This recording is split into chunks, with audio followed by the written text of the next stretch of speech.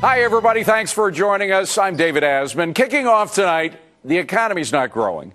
Jobs aren't being created. The economy just feels really rotten out there. But are those perceptions accurate? Are we all missing a trend that maybe isn't showing up yet in the stats? Well, a research team for Sageworks, which provides data for private companies, found some very surprising information about what's going on in the economy. Of the 172 industries examined by Sageworks over the past 12 months, only 17 saw their sales figures decline. In general, Sageworks found a strong rebound in manufacturing, even though it has been slowing down recently. So what's right? What's most accurate, your gut feeling or the Sageworks data?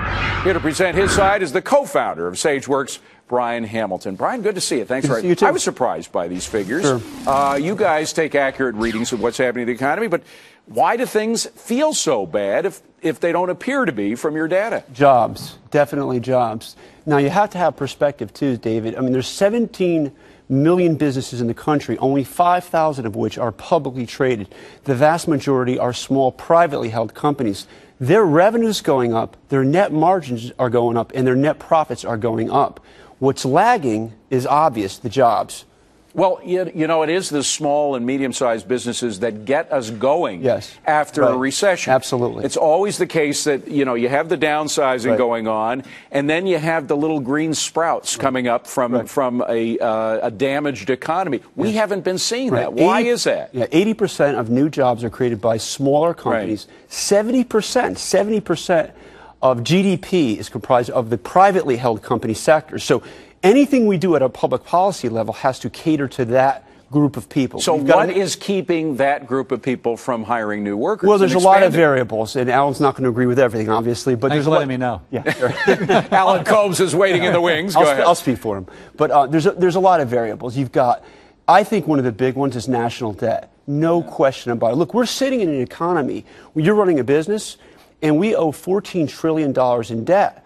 Now, what does that mean? If our lenders all of a sudden start increasing our interest rates, then everybody's interest rates go up. But isn't it much closer to home? What's keeping these small guys from hiring more people is they're worried about the immediate future. They're worried about their taxes going up. They're worried about their health care costs, which have been going up tremendously. They're worried about regulations, which cost them money. I mean, that's more of a concern than something that's ephemeral or doesn't mean anything to them, like the national debt. Right, and there's no real understanding of that. Here's the thing. These guys are struggling. For every dollar they sell, they're making about 3 cents in profit. Just think about that. A lot of them have sales less than 10 million. You can do the math. So here's the thing. Let me just reemphasize. For every dollar they earn, they only get 3 cents profit. About 3 cents of profit. That must be one of the smallest profit margins ever, right? Sure. Well, actually, it's very historically accurate throughout time. So here's the point. They're valiantly trying. And anything we do at a public policy level to throw a grenade in their tent or make things uncertain, we got to realize, just like you would, if all of a sudden your income's compromised, you're not going to be out spending more money, I hope, right? So it's the same thing.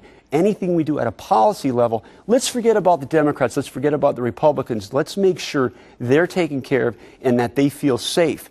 By the way, it's not like they're risk averse, right? They're starting businesses. There's so many risks to running a business. But when we introduce things, that's when the real problem. You mentioned the word uncertainty, and I hear that all the time from small businesses. They don't know what these guys are going to come out with. A lot of them didn't know exactly what to expect from President Obama. Most of them that I've talked to have been disappointed by what he has done. So it's just that uncertainty about not knowing what shoe is going to drop next, whether it's something on health care, something on regulation, something on taxes. And there's so much divisiveness between the parties. You know, they're not getting together. Democrats saying, well, you know, we'll cut social spending a little bit if you cut military spending. You know, those are being pulled apart. Those groups are being pulled apart. So what's happening is these small businesses, these privately held companies, don't know what is coming down the road. And they are not going to hire people while that's going on, not en masse. So it seems like we come full circle because now we're talking pessimistically, but your overall report is optimistic. Yes. One other thing, too, by the way, when GDP goes up, when revenue goes up, when profits go up, over time, over the last 50, 60 years, you know, at some point, people start hiring people. They need people to run their business. But at some point, can't all of the pessimism and all of the uncertainty actually affect the economy? I mean, it's like the economy is improving despite what they're doing in Washington, yet eventually the pessimism of what's happening in D.C. might affect plans for growth. Sure, but on a positive note, look, For 200 years, we are good business people in America. It's a fact. I mean, we have done very, very well. Compares across the whole world over a long period of time. Mm-hmm. So when GDP is going up, when revenues are going up, net margins are going up, net profits are going up, eventually people will hire people. The thing that worries me is, when is that going to happen?